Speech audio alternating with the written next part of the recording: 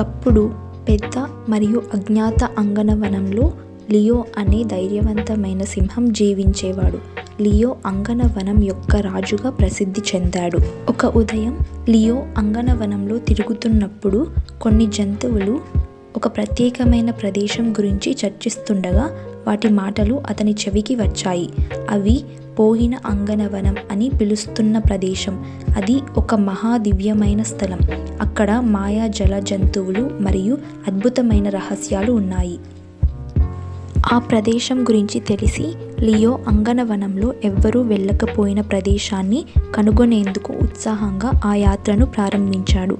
అతను తన విశ్వాసాన్ని కలిగిన జంతు మిత్రులను కూడగట్టాడు.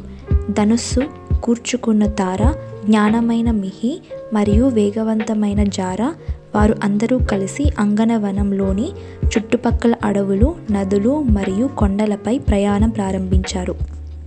మార్గంలో లియో పోయిన అంగనవనంలో నైవేద్యాలను కనుగొన్నాడు.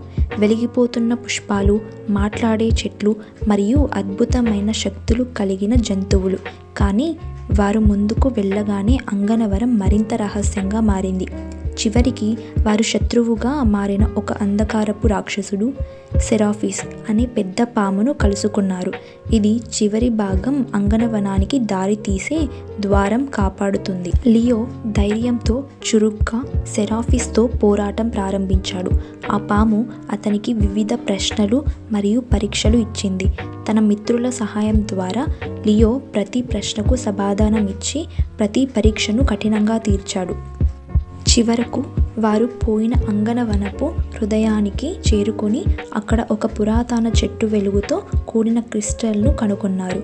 ఆ క్రిస్టల్ అంగనవనానికి శాంతి మరియు సంతోషం తీసుకొస్తుంది. ఇది పురాతన కాలంలో మర్చిపోయిన శక్తి. లియో ఆ క్రిస్టల్ను తీసుకుని తిరిగి తన రాజ్యానికి వెళ్ళి అంగనవనానికి మాత్రమే కాకుండా జంతువుల మధ్య విశ్వాసం మరియు మౌనతను తీసుకొచ్చాడు. అతను రాజుగా కేవలం పాలకుడిగా కాకుండా అంగనవనపు రహస్యాల రక్షకుడిగా కూడా ఉండేలా మారాడు.